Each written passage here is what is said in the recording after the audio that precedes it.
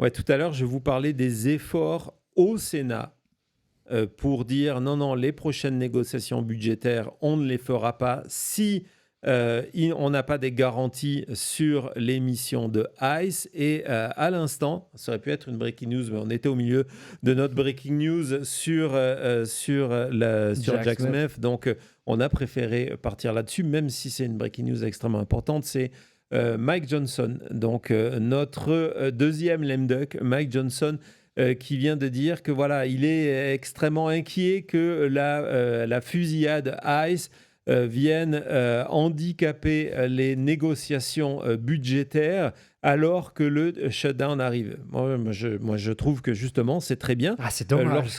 Lorsqu'on est dans la minorité, comme les démocrates, et qu'on a ce qu'on appelle un leverage, une manière de faire levier, pression, de dire non, non, nous, on ne négocie pas.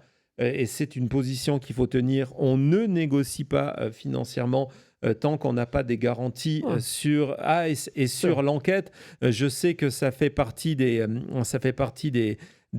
éléments que veulent demander les démocrates pour négocier ce budget, de dire non seulement on veut des garanties sur le futur, sur la manière dont ICE opère, mais aussi on veut que Kristi Noem vienne répondre à nos questions et on veut que les informations, comme les images, etc., nous soient transmises. Et donc, c'est en train de se passer. C'est quand même quelque chose d'extrêmement important, non ? Absolument. Et ce côté j'allais dire, c'est bien que les démocrates résistent, mais c'est même pas, c'est du basique, quoi. C'est, voilà, vous voulez plus d'argent, ok, très bien, mais il faudra faire les choses comme il faut, légalement.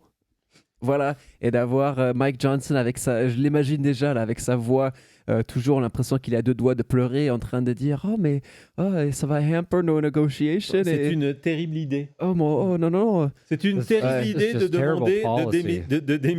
demander que l'on suive la loi. Parce que c'est ça le plus fou dans tout ça. Qu'on suive la loi lorsqu'on vient juste de tuer quelqu'un.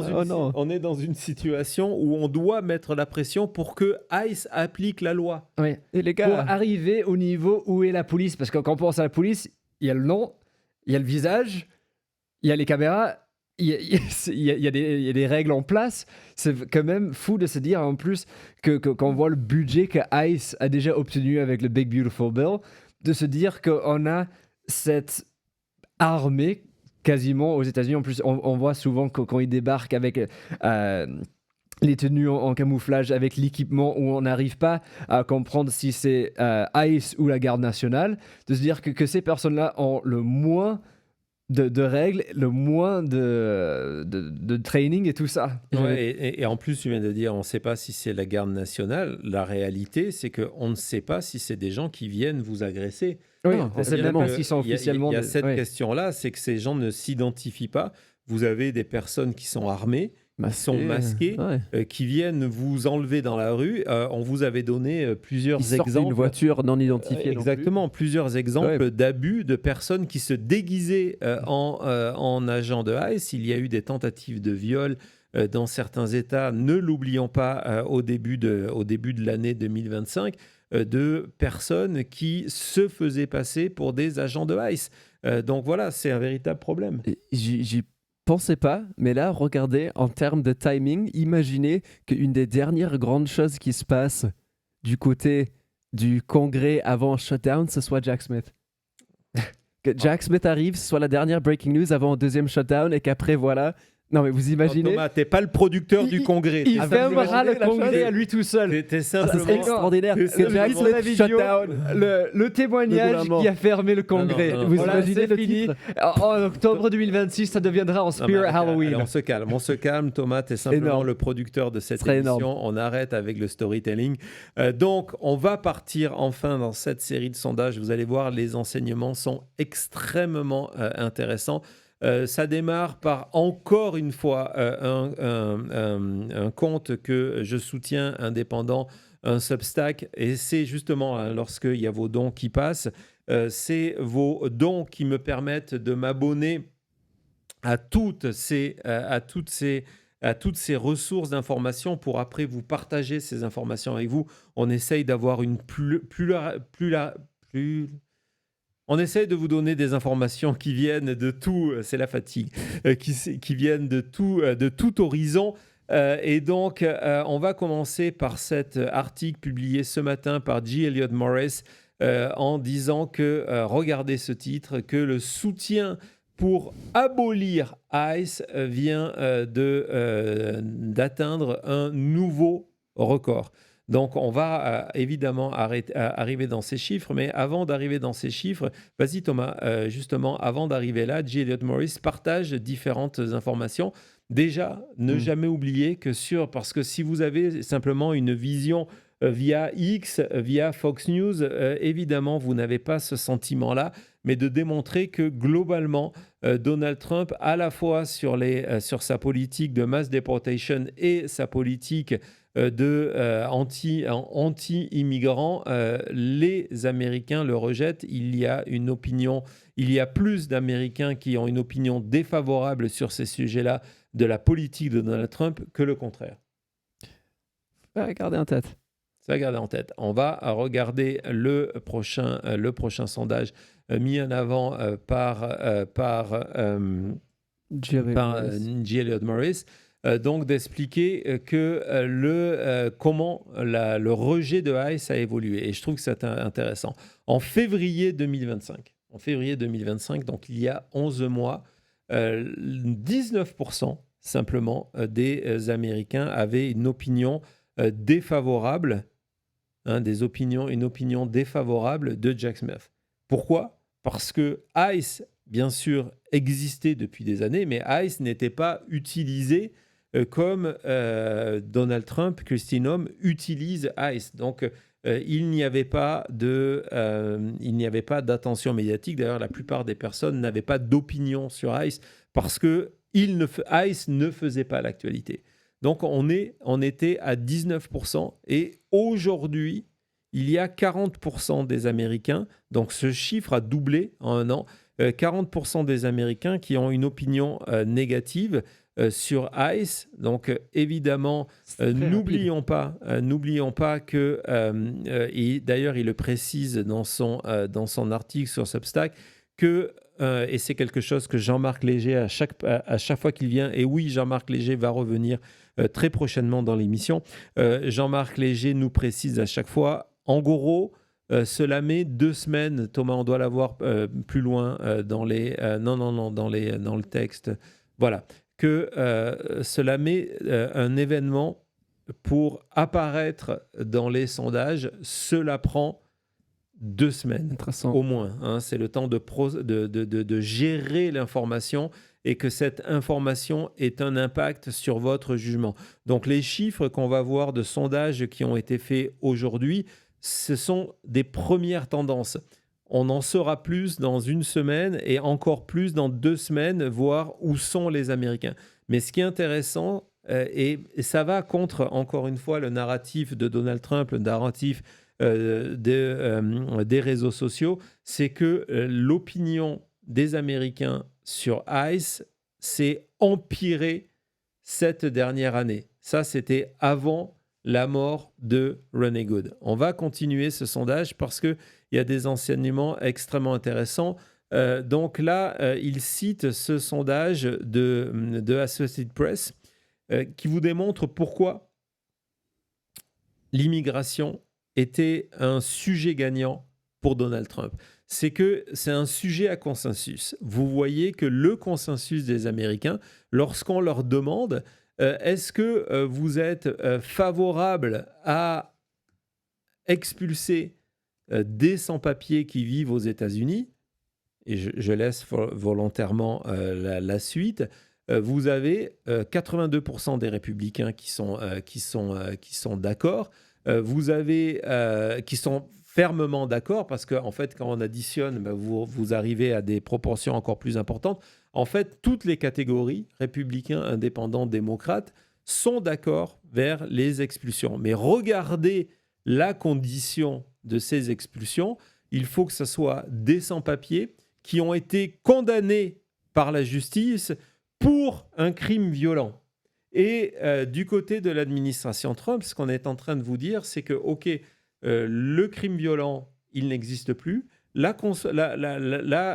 condamnation par la justice, ça n'existe plus. Nous, ce qu'on veut, c'est de mettre dehors des étrangers sans papier. Et puis, une fois qu'on ouvre cette porte-là, des gens qui ont peut-être des papiers, mais qui ont été naturalisés récemment et qui viennent de parents qui sont étrangers, etc. etc. Donc, vous voyez que c'est des conditions qui sont importantes. Oui, il y a une pluralité américaine, je vais y réussir, qui souhaite l'expulsion d'étrangers, mais après qu'ils soient passés par un processus judiciaire, qu'ils aient été condamnés pour des crimes violents. D'accord ? On va continuer dans ce sondage-là. Donc, on voit que dans le détail, on rentre dans... lorsque AP vient poser des questions un petit peu précises, est-ce que vous êtes pour les séparations de famille, comme le prône et comme le fait actuellement l'administration Trump? On voit que quand on rentre dans les détails, et c'est quelque chose à garder en tête, en fait, les Américains s'opposent de manière très importante à ce genre de politique. On voit qu'il n'y en a que 17% des Américains qui sont pour cette séparation des familles. Tant mieux, quand même. Non, mais vraiment tant mieux. Ouais. Mais ce qui est intéressant, et c'est là qu'on voit aussi les limites des sondages, et c'est quelque chose dont Jean-Marc nous a parlé très souvent, c'est le cadre de la question. Parce que lorsqu'on dit de manière globale aux Américains, est-ce que vous êtes pour expulser des gens qui ont été condamnés pour crimes violents? Oui. Mais lorsque on va rentrer justement, Thomas, dans le détail, non, c'est toujours le 6, voilà, ça arrive dans le détail, vous allez voir que lorsqu'on leur demande des détails plus précisément sur pourquoi ces gens-là sont virés, parce qu'ils ont manifesté. Donc, vas-y Thomas, si tu peux un peu te lancer, j'ai besoin de boire, si tu peux un peu prendre le relais. Un truc que je voulais dire, c'est que cette dernière image qu'on a vue, où il n'y a que 17% des Américains qui sont pour la séparation des familles, c'était un terme et quelque chose que Trump avait mis en avant vers la fin de la campagne, en disant on sait que ça va être dur, mais il faut le faire, il faut séparer ces magnifiques familles. Donc il savait, le camp MAGA savait que ça allait être quelque chose de difficile et que les Américains n'allaient pas accepter. Donc ils ont essayé de préparer le terrain.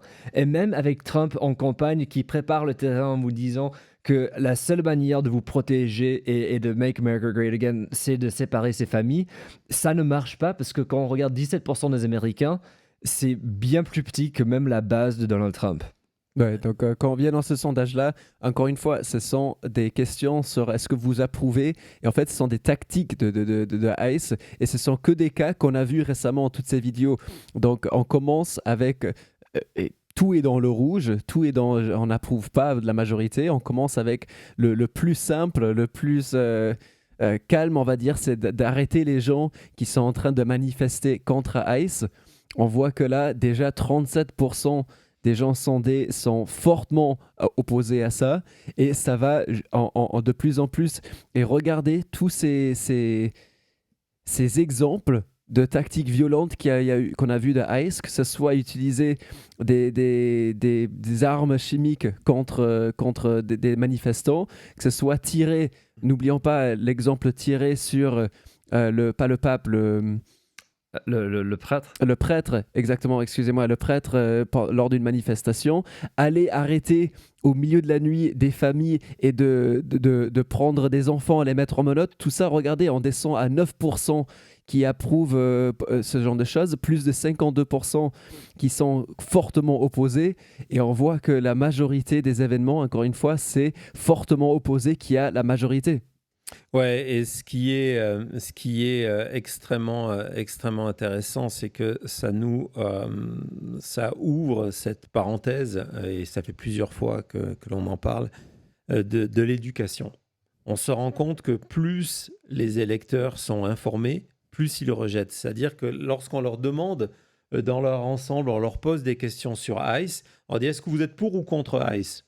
je suis pour, ou je suis contre, ou je ne sais pas. Mais lorsqu'on rentre dans le détail, et c'est pareil, est-ce que vous êtes pour ou contre ces expulsions? Je suis pour ou je suis contre.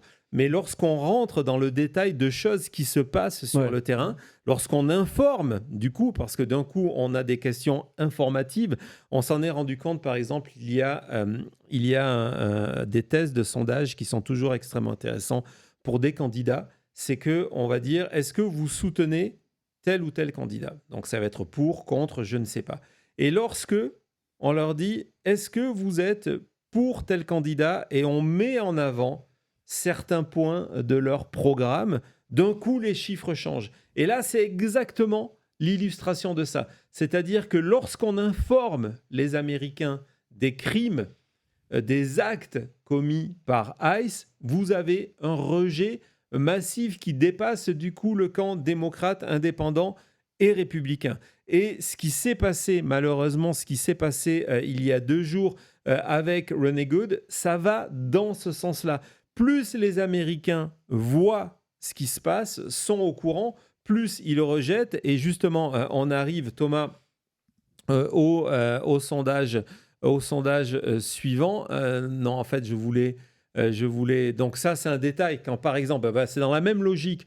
Quand on leur dit, OK, vous êtes pour l'arrestation, mais est-ce que vous êtes pour les arrestations lorsque les arrestations se passent dans les églises ou se placent dans les écoles? Et là, les Américains disent, non, mais c'est pas possible, c'est pas américain. Donc, vous voyez, on est majoritairement, y compris dans le camp des républicains, d'un coup, lorsqu'on leur parle d'arrestations, y compris d'illégaux dans les écoles, vous avez plus que 30% des républicains qui sont fortement pour ce genre de choses. C'est l'importance de l'éducation d'État dans la généralité. Et justement, l'administration Trump espère cette généralité, ne veut pas que les Américains aient les informations, d'où cette chambre d'écho, d'où X, d'où Elon Musk, etc., etc. Vous voyez que la perception change complètement. Et c'est pour ça qu'aujourd'hui, lorsque, on vous l'avait dit, et on va ouvrir après notre dossier sur les vaguelettes, on voit que lorsque il y a des événements et qui sont filmés, et que ces événements, et c'est pour ça que Donald Trump ne veut pas, c'est pour ça que Kristi Noem ne veut pas que tout ça soit filmé, finalement, lorsque ça arrive devant les yeux des Américains, ils commencent à dire non, ça suffit, pas en notre nom. Et on va regarder cette dernière courbe, tu peux passer à la 8 directement, cette courbe qui vous démontre que, regardez, c'est une courbe qui est faite par Civics qui suit l'opinion sur ICE depuis 2019. Depuis 2019. Et vous vous rendez compte qu'au début de l'administration Trump, il y a un changement de plus en plus fort. C'est à la question, est-ce que vous pensez qu'il faut abolir ICE? En jaune, c'est la courbe des personnes qui s'opposent à l'abolition de ICE. En disant non, on a besoin de ICE. Il y a des étrangers qui sont là de manière illégale. S'ils sont condamnés pour des crimes violents, il faut les expulser. Et puis, à mesure que les crimes, les excès de ICE deviennent de manière publique, vous voyez que la courbe se rapproche. Et ça, c'est avant l'affaire Renee Good. Vous avez désormais 42% des Américains qui souhaitent l'abolition, la disparition de ICE. Mais ce n'est pas ça la conséquence la plus intéressante. La conséquence la plus intéressante, et c'est peut-être un enseignement aussi pour vous en Europe, alors que l'immigration est évidemment au cœur de la campagne électorale qui s'annonce, qui a déjà commencé d'une certaine manière pour les élections municipales, puis les élections présidentielles en France. C'est la perception qu'ont les Américains de l'immigration.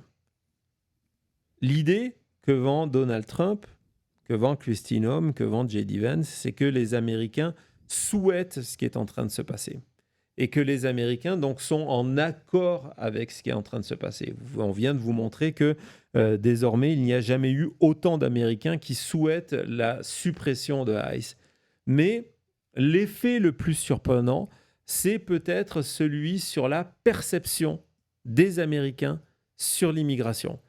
Et on a rarement vu une courbe comme ça. Ouais. Donc, lorsqu'on demande aux Américains, et c'est un sondage qu'effectue Gallup depuis 2001, de se dire, est-ce que vous avez une vue positive ou négative de l'immigration ?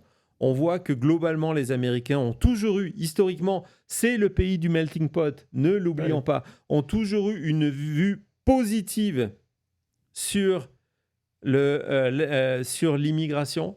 Mais depuis l'arrivée de Donald Trump, depuis les exactions de ICE, depuis ces arrestations, depuis ces femmes et ces enfants pourchassés par ICE et avant le meurtre de Renee Good, vous voyez comment l'image des immigrants, des sans-papiers aux États-Unis a explosé de manière favorable.